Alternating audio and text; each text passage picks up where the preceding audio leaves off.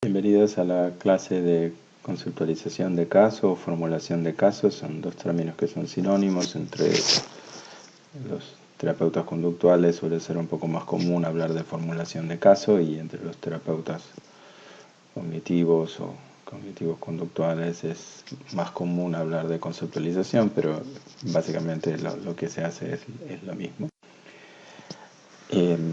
Bueno, aquí ustedes tienen algunas indicaciones globales sobre el objetivo de esta clase, cómo realizar una conceptualización de caso, qué tipo de preguntas se deben formular para que uno pueda realizarla, el repaso de los componentes de la conceptualización de caso, y van a ver varios modelos. En realidad hay muchos más.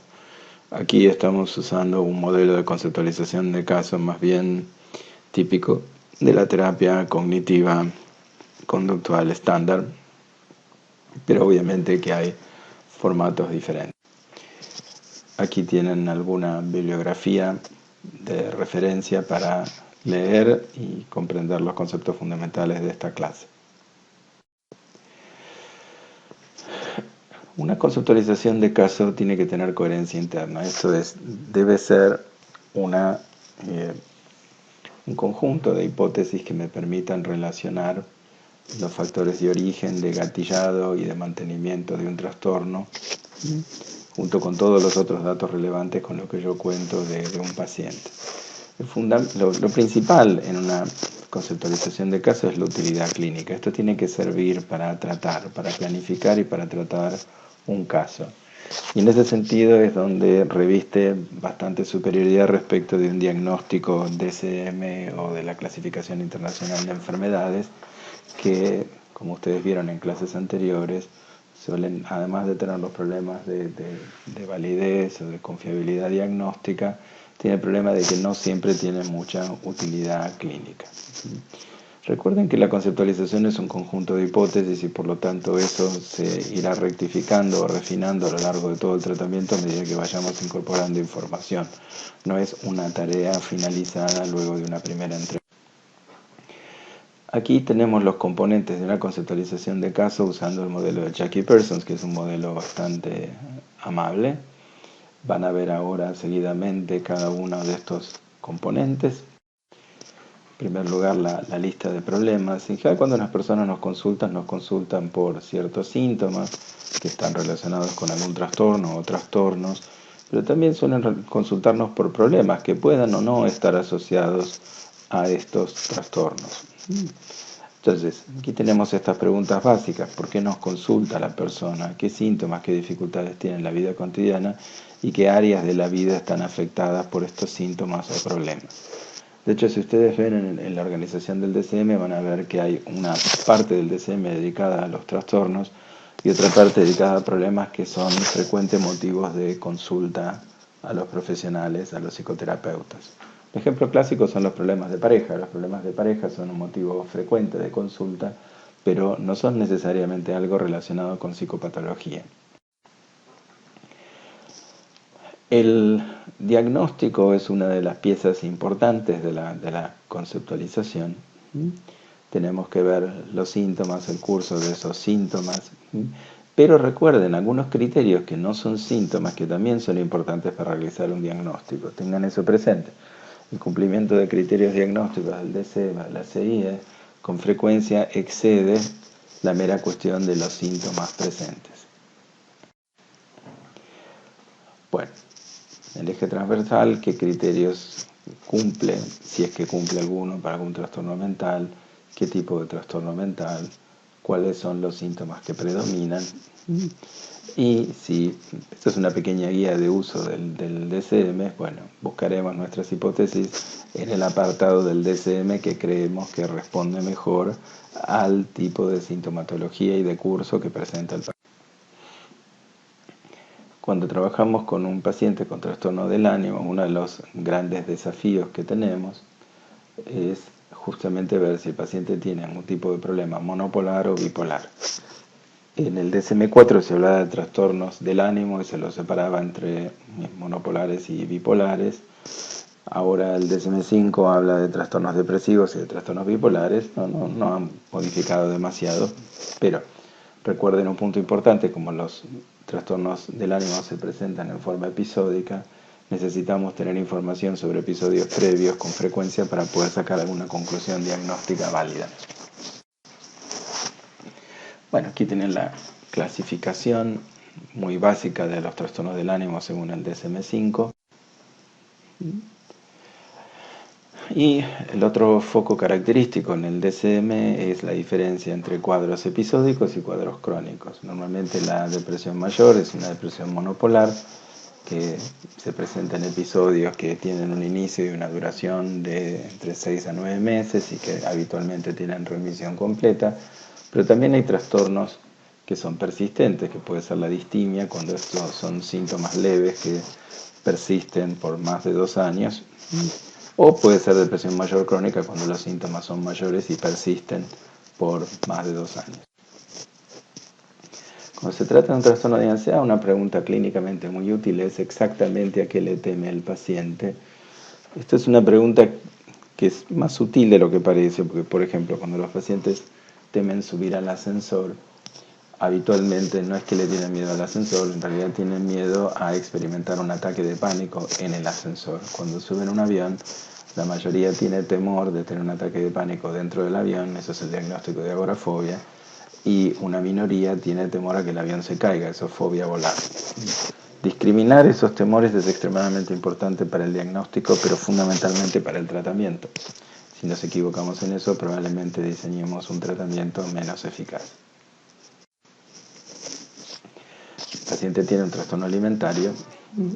Lo que tenemos que indagar es si tiene preocupaciones vinculadas con el aspecto físico, el peso, la alimentación, si tiene conductas orientadas a controlar el peso de la figura. Recuerden que, de acuerdo al modelo cognitivo de Ferben, la psicopatología central en estos pacientes es la definición de la valía personal en términos del peso, la figura corporal y el control de ambos.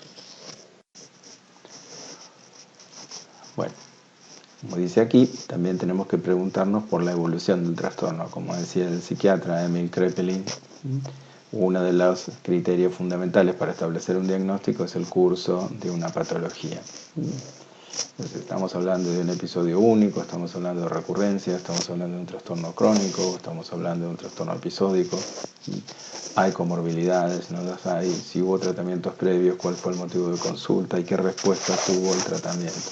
Es muy importante no repetir algo que no haya funcionado. Y a la vez, si el paciente tuvo un tratamiento anteriormente y eso funcionó, lo lógico es repetir aquello que ha funcionado en lugar de ponerse a probar algo nuevo sin mayor fundamento. Bueno, recuerden que para hacer un diagnóstico DSM se tienen que cumplir todos los criterios, por eso no es un diagnóstico centrado meramente en síntomas. Los criterios que se tienen que cumplir y que están identificados con las letras no son solamente referidos a síntomas. Y como señala al final, los criterios politéticos pueden cumplirse de distinta manera. Hay normalmente una cantidad mínima requerida para que se cumpla ese criterio, pero eso nos muestra que un paciente o los pacientes pueden cumplir el mismo diagnóstico presentando sintomatología relativamente diferente. En el DSM-4 teníamos un eje referido a los rasgos de personalidad o trastornos de la personalidad. Eso cambió en el DSM-5, la forma en la que se plantea es bastante más compleja, pero a los efectos de esta clase es importante identificar cuáles son los vínculos interpersonales del paciente, de qué modo se relaciona con los otros. Hay un patrón de comportamiento rígido de larga data. Recuerden que los trastornos de la personalidad se asocian fundamentalmente con la rigidez cognitiva, conductual y comportamental. Y la pregunta clásica, la forma en la que percibe o se relaciona con los otros, le trae problemas en diversas áreas de la vida. Luego, los procesos transdiagnósticos. Estos son procesos que se dan en distintas patologías y frecuentemente son procesos que son puentes entre patologías comórbidas. Por ejemplo, la rumiación, la preocupación, pensamiento negativo recurrente, la evitación experiencial, el perfeccionismo. Evitación experiencial es la indisposición a experimentar pensamientos de carga, de valencia negativa o emociones de valencia negativa y apelar, por lo tanto, preferentemente a la evitación como modo de lidiar con ellos. El perfeccionismo desadaptativo consiste en fijarse estándares de desempeño personal muy elevados, pero junto con un temor muy grande a cometer errores y una autocrítica devastadora. La rumiación es esta tendencia a preguntarse por las causas y las consecuencias de tener un estado de ánimo decaído y estar todo el tiempo centrando la atención sobre esos pensamientos negativos sobre el sí mismo. Entonces, como mencionamos antes, la conceptualización de caso es mucho más amplia que un mero diagnóstico de trastorno o trastornos. Y una de las funciones básicas de la conceptualización de caso es explicarnos las relaciones entre estos distintos trastornos y ayudarnos sobre todo en la planificación de un tratamiento para abordar patología comórbida, cuáles son los puentes entre esos trastornos y por qué se presentan al mismo tiempo. Y por último, nos interesa determinar si la terapia cognitivo-conductual o la psicofarmacología u otra forma de psicoterapia, aquello que estemos considerando como forma de tratamiento, es adecuado y sería benéfico para este paciente. Obviamente acá hablamos de terapia cognitivo-conductual porque estamos presentando una conceptualización cognitivo-conductual. Una buena conceptualización de caso comienza con la identificación de cuál es el proceso patológico central. Por ejemplo, en ansiedad generalizada, la preocupación excesiva, y tratamos de identificar cómo interactúan las conductas, las emociones y la cognición disfuncional. Entonces, tendremos que identificar los elementos cognitivos, emocionales y comportamentales de ese proceso patológico central. Aquí tenemos algunos ejemplos del plano cognitivo, emocional y comportamental de distintos tipos de cuadros clínicos, que incluye una buena conceptualización. ¿En qué contextos ocurre un determinado problema? Por ejemplo, si un paciente tiene agorafobia, eso implica que va a tener ataques de pánico en determinados contextos, pero como una conceptualización de caso implica bajar de la teoría general nomotética al caso individual ideográfico, la pregunta que tengo que hacerme es en qué contextos este paciente en particular tiene ataques de pánico. ¿Cuáles son los elementos comportamentales del problema? ¿De qué modo las contingencias influyen sobre las respuestas comportamentales? Recuerden, digamos, de qué manera la recompensa o el castigo incide sobre la frecuencia de determinadas conductas, y dentro del campo de las conductas reforzadas, si hay reforzamiento negativo, reforzamiento positivo. Bueno, ¿cuáles son los efectos negativos de los comportamientos de la persona? ¿Qué aspecto de esos comportamientos resulta desadaptativo? ¿Cuál es el perfil cognitivo del problema? ¿Qué papel cumple la cognición disfuncional este problema? ¿En qué medida esta persona percibe la situación de un modo que complica las cosas? ¿En qué medida las creencias nucleares de esta persona acerca de sí mismo, acerca de los demás, moldean el pensamiento en circunstancias difíciles? Entonces, siguiendo el modelo, lo central del modelo cognitivo-conductual, la intercausación recíproca de cognición, emoción y conducta, una conceptualización de caso debe reflejar eso, que esta imagen está tomada del libro de Tolling, Doing, CBT. Se representan como tres engranajes unidos por una cadena. Los tres engranajes son distintos, pero para entender cómo funciona la cadena tenemos que ver la interacción entre los tres. Los factores de vulnerabilidad tenemos que considerar los biológicos, los socioculturales, los psicológicos, la historia de aprendizaje y, desde el punto de vista más cognitivo, la construcción de esquemas. Y en el caso de la depresión podemos ver si hay esquemas sociotrópicos, esquemas autonómicos. Recuerden que los modelos cognitivos conductuales normalmente son modelos de diátesis-estrés, entonces queremos ver cuáles fueron los factores precipitantes, cuáles fueron los estresores que activaron esquemas rígidos que dieron lugar a psicopatología. O cuáles fueron, por ejemplo, los factores estresantes en crisis vitales que dieron lugar a esta psicopatología. O bien, si no es el caso de psicopatología, o la persona puede no tener un trastorno mental, cuál fue la crisis vital que gatilló los problemas presentes de la persona. Los factores de mantenimiento para el modelo cognitivo-conductual son particularmente importantes porque son los que tienen mayor relevancia clínica. ¿Por qué? Bueno, porque están en el presente, sostienen el trastorno y, por ende, son siempre mucho más accesibles al tratamiento que los factores de inicio. No es que sean conceptualmente más importantes, de hecho no lo son, pero sí son clínicamente más relevantes porque en general no es mucho lo que podemos hacer con los factores de inicio de la psicopatología. Aquí tienen distintos ejemplos que pueden considerar cuando tengan un material clínico a ver qué está manteniendo el problema. Entonces, aquí vemos el tema de la etiología versus el mantenimiento. El pasado es importante, pero usamos la información histórica de manera diferente de los terapeutas de otras orientaciones teóricas. En realidad nos interesa saber cómo esa persona aprendió a ver el mundo de determinada manera, o para decirlo en lenguaje más conductual, cuál ha sido la historia de sus comportamientos, qué comportamientos han sido reforzados, qué comportamientos han sido extinguidos. Y, como explicaba antes, el énfasis en el mantenimiento del problema es porque la conceptualización no intenta ser tanto una construcción histórica como una construcción con utilidad clínica. Y, como acabo de explicar, normalmente los factores de mantenimiento tienen mayor relevancia que los factores de etiología. Yo suelo dar el ejemplo. En Australia hay mucho cáncer de piel porque Australia fue poblada por gente que venía de lugares como Irlanda o Gran Bretaña, donde hay muy poco sol, la gente tiene muy poco pigmento. Al cruzarse esa genética con el sol de Australia, obviamente las lesiones que llevaron a cáncer se hicieron mucho más frecuentes. Entonces es bastante claro el origen del problema, que es la vulnerabilidad que implica tener una piel con poca capacidad de pigmentarse y defenderse de la radiación solar con un contexto donde la radiación solar es abundante.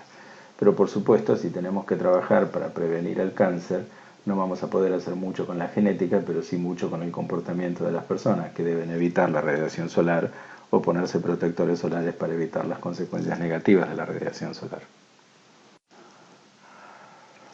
Por eso, la conceptualización no debe ser un mero relato de la historia del paciente, digamos, un compilado de información irrelevante, sino debe ser información clara y de valor práctica sobre los procesos por los cuales el problema persiste.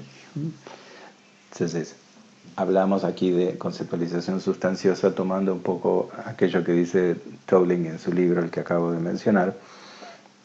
Él habla de meaty conceptualization. Meaty es en inglés una manera de hablar de algo sustancioso y es una metáfora que tiene que ver con la imagen de un hueso que tiene carne versus un hueso que no tiene carne. Él lo que dice es que una buena conceptualización tiene sustancia, es decir, tiene algo central respecto de cómo resolver el problema. Entonces, la conceptualización será mejor cuanto mayor contribución haga respecto de cómo resolver un trastorno.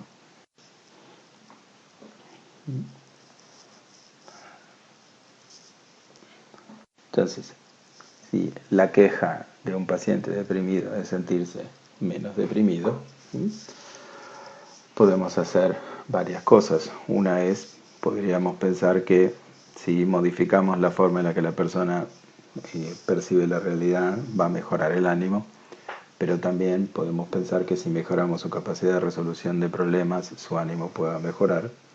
También podríamos hacer que el paciente se enfoque en incrementar la conducta valiosa o placentera en lugar de intentar modificar el ánimo, y aplicaríamos entonces activación conductual. Un diagrama del problema generalmente ayuda a que el paciente que no sabe de psicopatología entienda mejor la situación. Por eso ustedes van a ver que es muy frecuente que todos los modelos psicopatológicos cognitivos conductuales se han presentado como un modelo de flechas que tienen la forma de un circuito cerrado.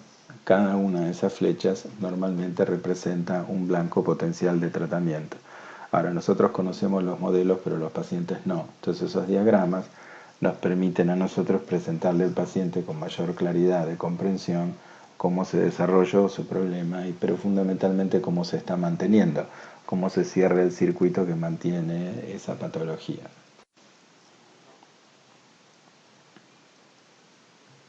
Punto importante de la terapia cognitivo-conductual es que construimos la conceptualización enfocándonos en un episodio reciente del problema, ¿sí?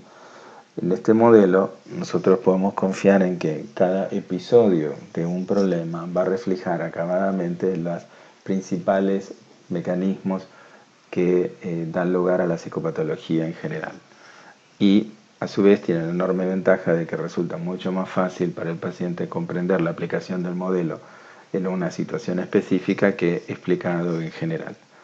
Por eso la conceptualización de caso es una respuesta a cómo articulamos lo general con lo individual.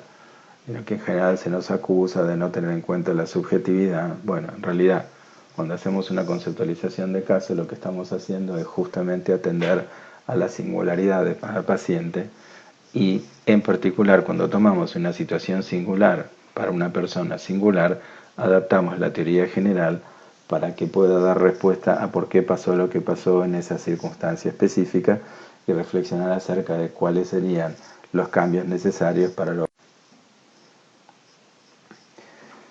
Muchos pacientes tienen dificultades para entender qué desencadenó el malestar. Eso puede pasar a muchos de los pacientes que tienen estrés postraumático, a los pacientes que tienen trastorno de pánico. En realidad siempre hay algo que gatilla el problema. Eso no significa que el paciente forzosamente se percate con claridad de qué gatilla el problema.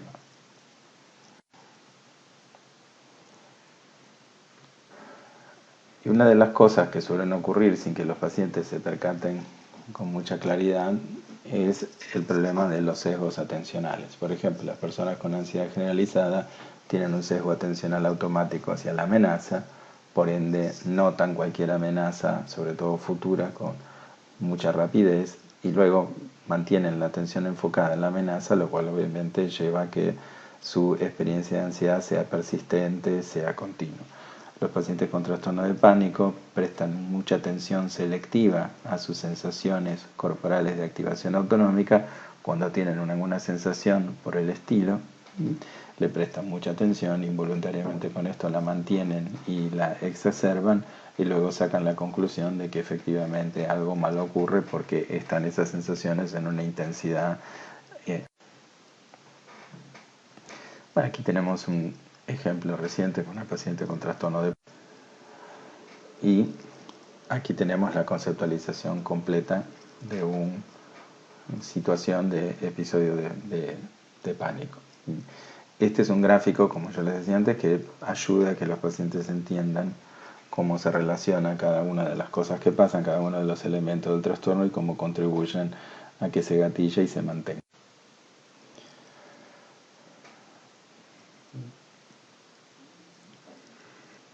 Y esto es algo que les mencionaba recién, la conceptualización sustanciosa de cada situación en la que los síntomas fueron particularmente intensos puede contribuir a que el paciente comprenda cómo se desarrolló, pero fundamentalmente cómo se gatilló y cómo se mantiene el trastorno en el. Entonces, una vez más, como decíamos antes, muchos pacientes tienen múltiples problemas y no necesariamente un diagrama, una situación va a capturar todos los problemas del paciente, pero si repetimos estos diagramas para distintas situaciones, podremos concluir con un modelo bastante más complejo, pero sí completamente abarcativo o comprensivo del problema. Por eso, como planteé aquí, pueden terminar dibujando 2, 3 o quizás 10 de estas conceptualizaciones a lo largo del tratamiento y hacer esto es una parte integral de la terapia cognitivo-conductual.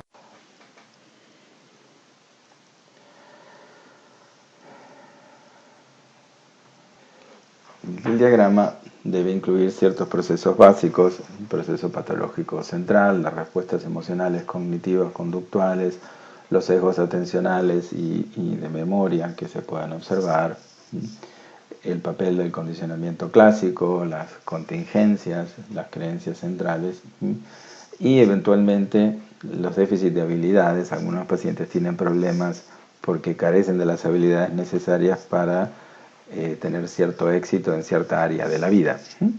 Esto es muy típico en los pacientes con problemas de personalidad, por ende ahí el tratamiento lo que tiene que hacer es proveer un punto importante, y esto en ese sentido lo pueden ver claramente en el protocolo de Ferber para los trastornos alimentarios.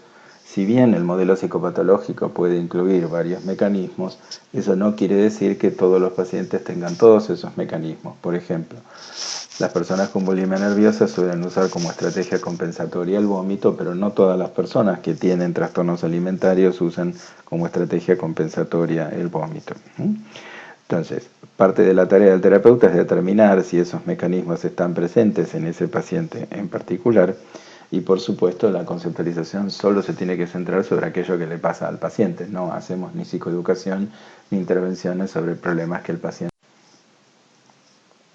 Y aquí tienen un ejemplo de una paciente con depresión y su conceptualización correcta. Bueno, y aquí tienen algunas indicaciones básicas sobre cómo convertir buenas conceptualizaciones en planes de tratamiento. Como dice aquí, casi todos los elementos del modelo son objetivos potenciales para el tratamiento. Como yo les decía antes, cada flechita del modelo implica una oportunidad de intervención, aunque es cierto que sobre algunos podemos influir más que sobre otros, y eso es un punto muy importante al elegir sobre qué vamos a intervenir. Por ejemplo, la activación conductual en la depresión es una de las primeras cosas que hacemos, porque como el paciente tiene un amplio control voluntario sobre su propia conducta, eso resulta bastante más fácil de cambiar que estrategias que estén orientadas hacia las emociones.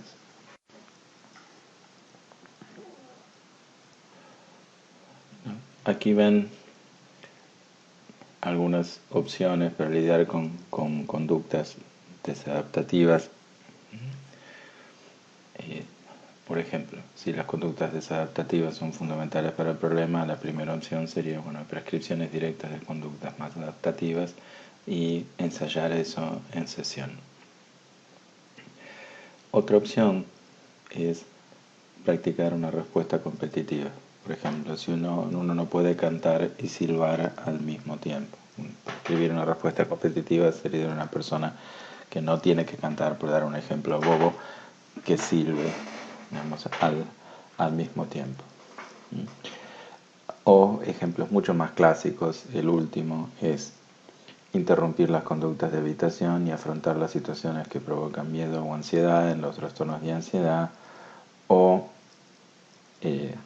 abandonar las conductas evitativas en la depresión, el repliegue social, el quedarse en la cama, el mirar tele indefinidamente o mirar el techo indefinidamente, y comenzar a actuar en el sentido de incrementar conductas que sean gratificantes o valiosas para el paciente. Esto es lo que se llama activación conductual.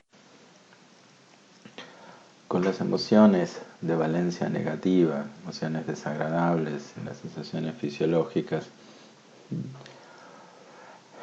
hay distintos tipos de intervenciones que podemos hacer. Aquí la aclaración importante es que cuando nosotros sugerimos alguna acción para regular una emoción, en particular con las emociones de valencia negativa, es muy importante tener en cuenta no estar prescribiendo algo que el paciente pueda terminar utilizando como conducta evitativa.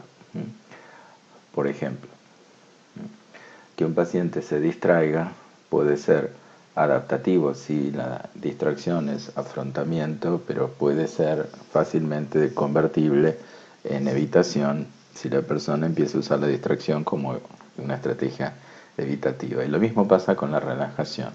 Entonces, un punto importante para que tengan en cuenta: la terapia cognitivo-conductual no se define por las técnicas, sino por lo que la teoría nos dice respecto de qué esperar de esas técnicas. Por ejemplo, la relajación puede ayudar a pacientes con trastornos de ansiedad, pero también algunos pacientes pueden utilizar la relajación como una estrategia evitativa y convertir la herramienta terapéutica en un problema. Por eso es muy importante conceptualizar el problema, indicar una estrategia y ver cómo el paciente piensa la estrategia que nosotros le estamos recomendando, y cuando la emplea, si la emplea de un modo adaptativo o desadaptativo.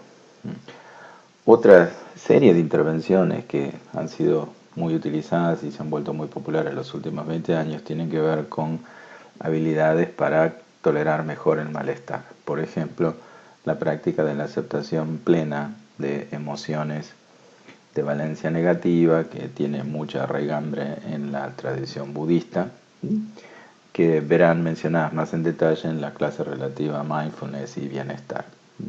En esas técnicas no se alienta a la persona a cambiar la experiencia negativa, sino a practicar tolerarla, aceptarla y observar qué ocurre cuando la persona, lejos de intentar evitar esa emoción, le abre los brazos, por decirlo metafóricamente.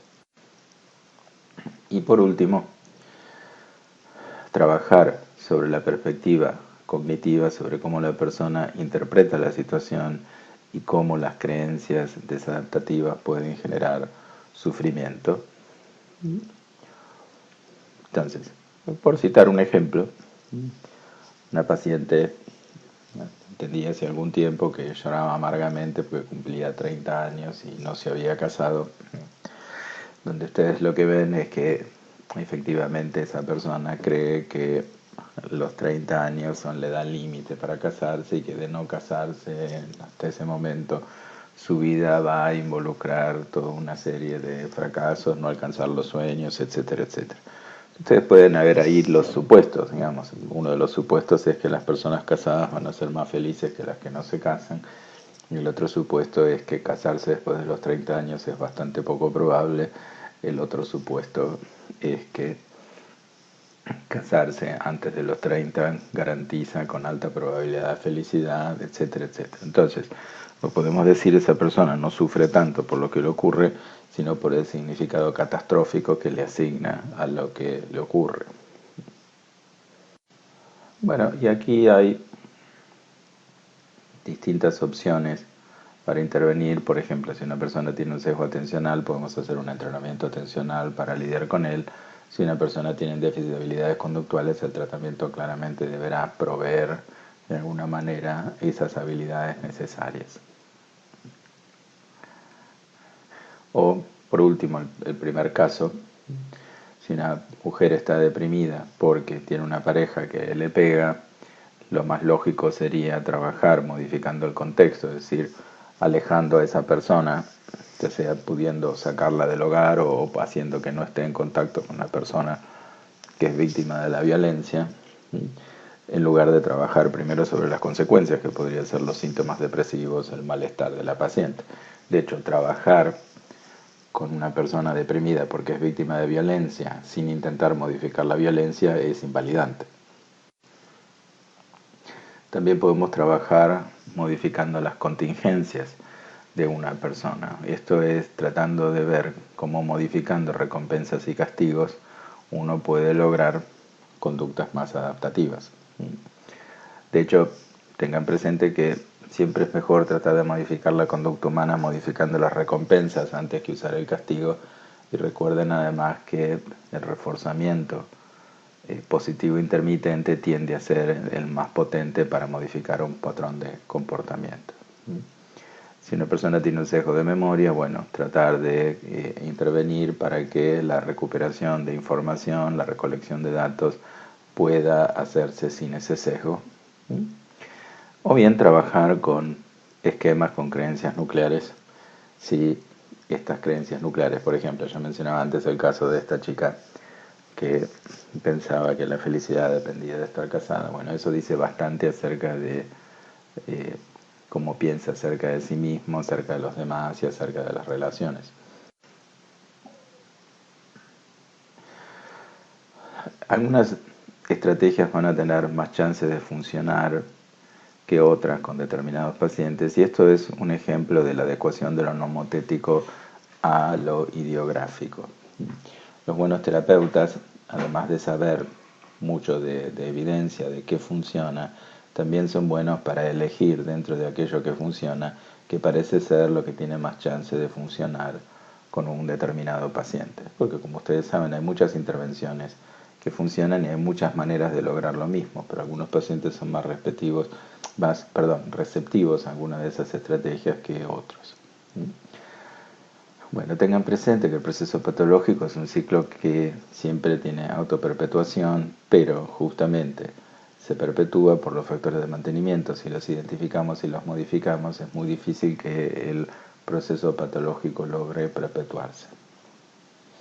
Entonces, como se señala ahí, uno de los aspectos buenos de esto es como los problemas se relacionan entre sí, pueden ser difíciles de modificar, pero una vez que logramos modificar algo, también es probable que eso tome la fuerza y produzca cambios en otros aspectos. En suma, uno podría decir que si la enfermedad, es una mala palabra enfermedad, pero si los problemas y la patología de un paciente se mantienen como un círculo vicioso, los tratamientos exitosos toman la forma de un círculo virtuoso.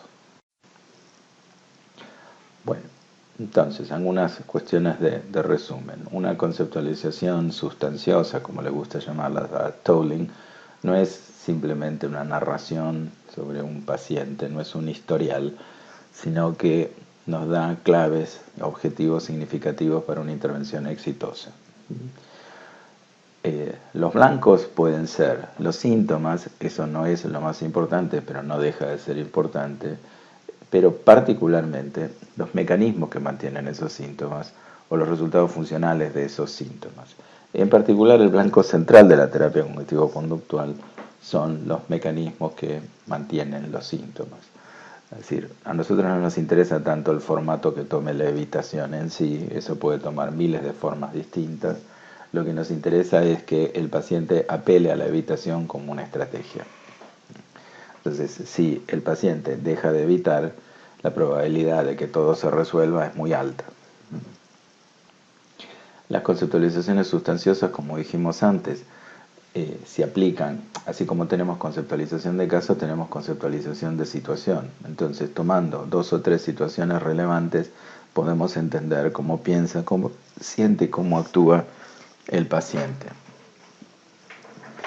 Entonces, esto forma la base de nuestro plan de tratamiento. Entonces, aun si tenemos un protocolo de tratamiento, la conceptualización de caso nos dice de una manera mucho más clara cómo aplicar en el detalle ese protocolo.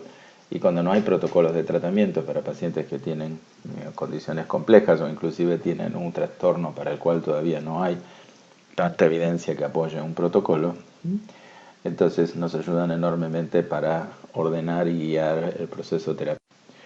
Bueno, aquí tienen unas definiciones muy simples de algunos de los términos usados. Esto es un glosario. No son definiciones exhaustivas, son solamente algunas explicaciones muy simples de los términos que se han utilizado hasta aquí.